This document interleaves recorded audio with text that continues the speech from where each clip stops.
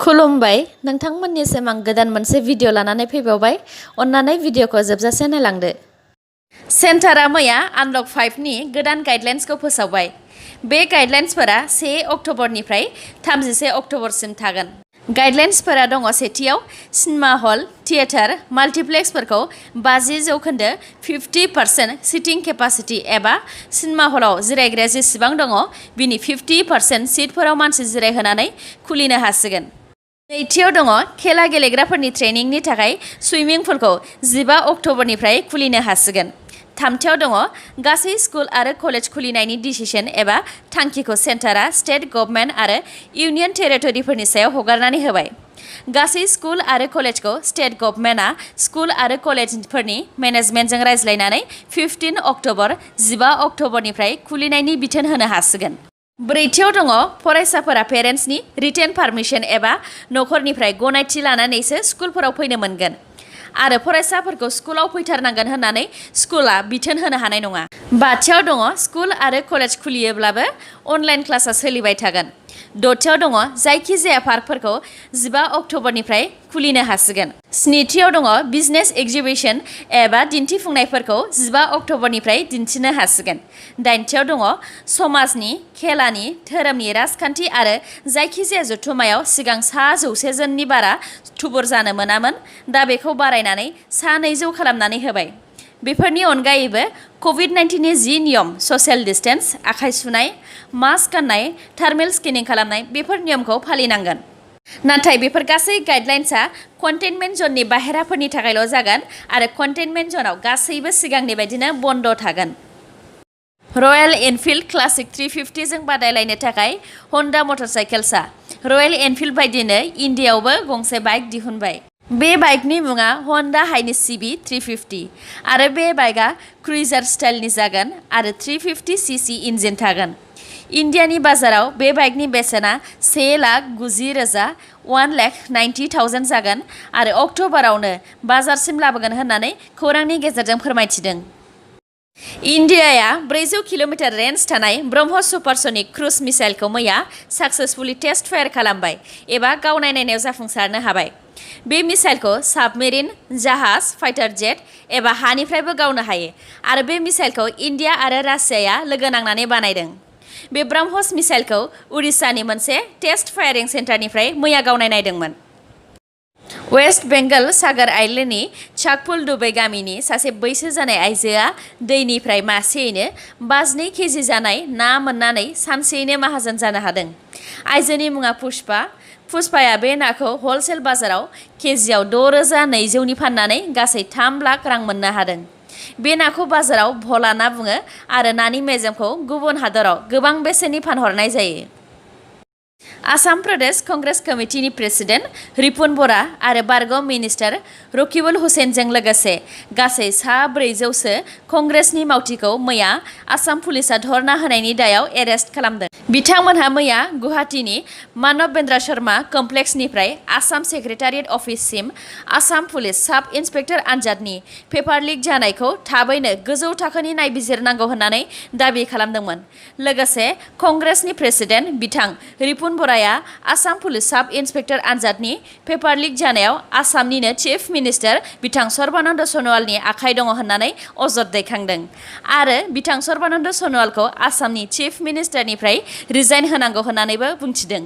बिथां रिपुन बरानि बायदिब्ला आसाम पुलिस साब इन्सपेक्टरनि आनजादा स्टेट लेभेल पुलिस रिक्रुटमेन्ट बर्डनि बारग' चेयारमेन जाय साब इन्सपेक्टर पेपार लिक जाखांनाय उनावनो रिजाइन होदोंमोन बिथां प्रदीप कुमारनि कन्ट्रलावनो साब इन्सपेक्टरनि आनजादा जादोंमोन।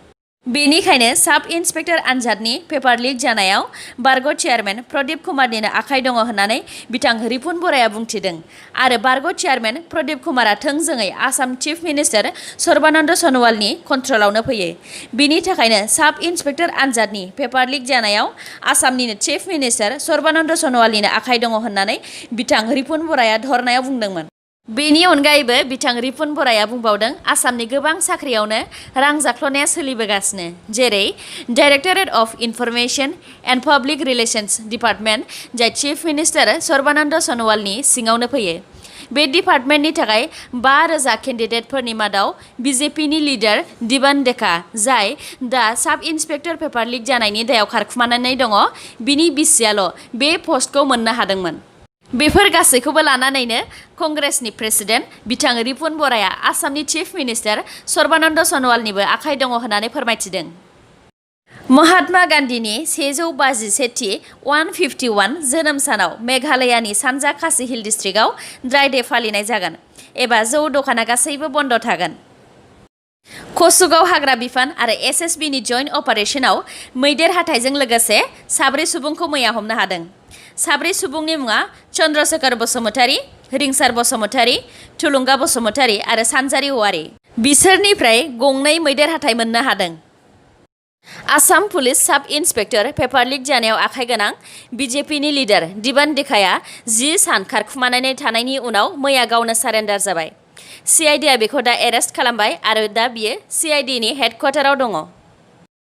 इउपिनि हाथ्रास गामिनि सासे 20 बोसोर बैसोनि हिन्जावसाया 2 सप्ता सिगांनो सासेनि बाराजों जिनाहारि खालामजादोंमोन। जिनाहारि जाखांनायनि उनाव हिन्जावसाखौ दिल्लीनि सफदारजंग हस्पिटालसिमबो लानानै थांनाय जादोंमोन, नाथाय हिन्जावसाया दा थैबाय। हिन्जावसाया थैनायनि सिगां स्टेटमेन्ट होलांनाय बायदि बेनि दायनिगिरि 4खौ एरेस्टबो खालामनाय जाबाय।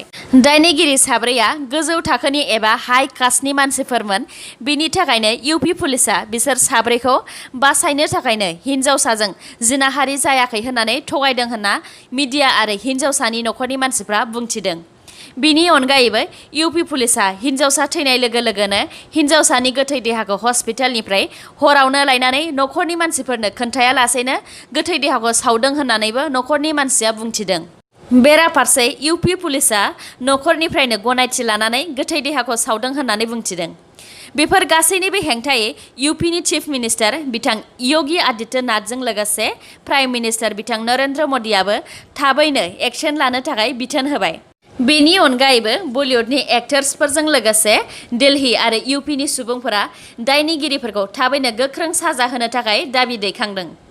भिडिअखौ जोबजासिम नायलांदो आरो नोंथांमोना दासिमबो आंनि चेनेलखौ साबस्क्राइब खालामाखैबा अन्नानै साबस्क्राइब खालामनानै लादो, लोगोसे बेल आइकनखौ क्लिक खालामदो जाहाथे गोदान गोदान भिडिअ लानानै आं नोंथांमोननिसिम फैनो हायो।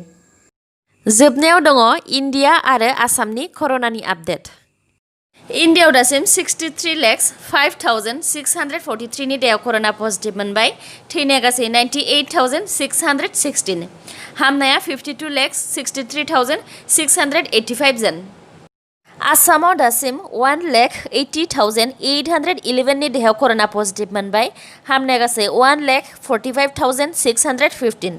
दासिम 34,496 नि देहायाव कर'ना एक्टिभ जानानै दङ। थैनाया गासै 697 जन। मैया सानसेयाव आसामाव कर'नाजों गासै 17 जन थैदों। दिनैनि निउसआ एसेनोसै। गाबोन आरो गोदान निउसजों लोगो मोनफिनबावगोन।